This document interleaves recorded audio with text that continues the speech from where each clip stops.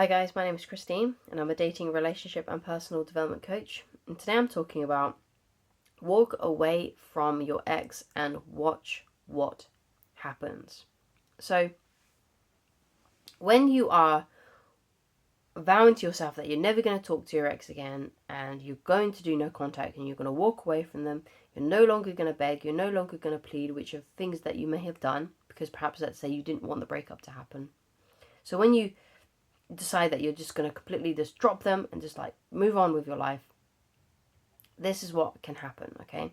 So if your ex still loves you and still cares about you, what you'll find is that once they realize that you're no longer talking to them, you're no longer fighting for the relationship, and they haven't heard from you in a few days or a few weeks, what will happen is if they still care about you, they will do something. They will reach out, okay?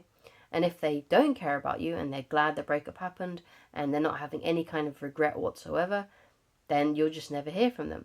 So no contact and walking away from your ex is one of the best ways that you can see how they actually really feel about you, because maybe you're still hung up on them. Maybe you still want them back. Okay? Which is fair enough if you were with them for a long time and you really cared about them. Maybe even if you weren't even with them for a very long time. Emotions and people fall in love in different ways, right? And can hold on in different ways to a relationship. But either way, that this is a great way to show if they still care about you, or if they don't care about you. So no contact, walking away, and the power of time shows you everything you need to know about your ex. Everything. Okay? It will show you exactly where you stand. They'll either reach out to you because they miss you and they care about you, or you'll never hear from them again. Now, I get people often saying to me, oh yeah, but my ex is stubborn. Even if my ex did still care about me, even if my ex still loved me, was still attracted to me, they would never admit to that. And what I would say to those people who have an ex who is stubborn like that is, well, it's a good job you broke up with them then. Because why would you want to be in a relationship with someone who's not openly communicating how they feel? Okay? Because what will happen is this, right? If you two get back together, right, you're the one that's always going to have to pick up the pieces, because they never admit to stuff. They never will, say that they're wrong because they're stubborn, or they'll never say that they miss you or they care about you when maybe you really need to hear it.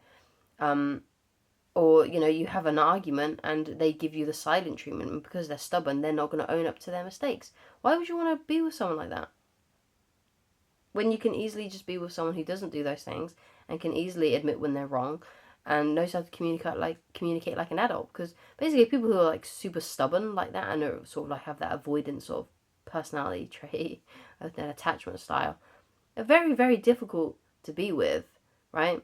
Especially if they don't admit to doing things when they should be admitting it and being able to apologize. And if they have feelings for you and love you, they should be able to say those things. Okay? So it's going to make your life more difficult, because you're the one that's always going to have to be picking up the pieces after them, because they can't be asked to do it because they're too stubborn, right? It's really frustrating being in a relationship with someone who's like that. So it's good that they're gone. I would say good. If you've lost someone who's stubborn and they won't admit that they still love you, fine, that's good. You don't want to be with someone like that. Because what they're doing by being stubborn and being silent is they're manipulating you, right? They're using their stubbornness as a way to manipulate you, to get you to pick up the pieces and show that you care and things like that. It's like, nah, you don't want to be with someone like that. If they don't come back, good, bye bye. Right. I know it's a lot easier said than done, especially if you have feelings for them and you're still really attracted to them. But trust me, you're way better off. You really are. Okay. So if your ex does come back, then it'll probably look something like this. Okay. So I've had a situation in my life where an ex has come back into my life. Okay. And this was way before I met my wife. This was like a good. Oh, this is probably like getting up to like 9 years ago now. So I met my wife in 2017. So like the tail end, I think it was like, it was September 2017. And this ex of mine, Although it was only together for like 3 months, so was it really a relationship if it was that short? But anyway, with this ex I had, I think we were in that. I think that relationship was 2015. So anyway, what happened was this. We broke up, and I was kind of glad that the breakup happened, and I was quite over it because she was displaying behavior. She was starting to show her true colors, essentially. And basically, what I discovered about her was that she was a compulsive liar, and she was lying about some very, very troubling, scary things. Like, she was making up that she had siblings that didn't exist. She was talking about how one of them had unalived themselves, um, and and also she told me this story. Right, she told me a story one week, and it was like a story with like a punchline. It was like a joke story. And then the week after, I saw her again, and she told me the exact same story, but the people had changed in the story, even though the punchline was exactly the same. So it was the exact same story, different people involved. And these siblings that she made up that she had were Formula One people, like, because she really liked Formula One, and I didn't watch Formula One, so I didn't really know that much about them until I started dating her. But these siblings that she had were Formula One drivers. Their names were Formula. Yeah. Anyway, anyway, you can see why I didn't stay, right? So, so I didn't stay, and I was over the relationship. I was done, and this is what kind of started to get the cogs whirring in my brain about how powerful no contact can be when you actually mean it. Okay, because I was done. I was done. And so we broke up, and then 3 weeks later, I get a friend request from her on Facebook. I was like, okay, fine. You want to stalk me? You can stalk me. So I accepted the friend request, and then a few days after that, she reached out to me saying, hey, how are you? Okay. And I humoured her a little bit. I did get talking to her again, very casually, and we almost planned meeting up and hanging out again. But I shot her down and was like, no, I'm not gonna do that. But I did debate it because I was thinking about it. It's always like, it's one of those things, right? When you break up with someone, you can sometimes look at the relationship with a bit of nostalgia, which is one of the reasons why I kept on going back to my other ex, who had cheated on me, right? And we was together for a year on and off because she kept on cheating on me and I kept on breaking up with her and such. But because I kept on thinking about the relationship, like the very beginning of the relationship, I kept on going back because I was thinking about how great it was in the beginning. And it's the same with this other girl who was only with for like who was only seeing for like about 3 months. It was the same sort of situation. I was like thinking like, oh yeah, it was quite nice hanging out with her. We used to go like go and have like lunch at pubs and stuff and have nice food, and we used to go cinema. It was quite, it was fun, right?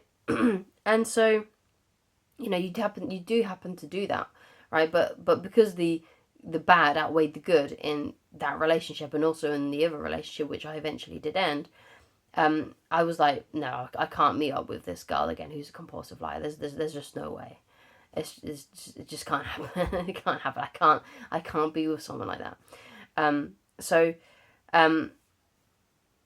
essentially though, that's what you may see. Like, if an ex is coming back, what you'll find is that he or she will test the waters first. And the way that they'll do that is they will they may like re-add you on Instagram, Facebook, if they're not on there already, or they may send you a message or something like that.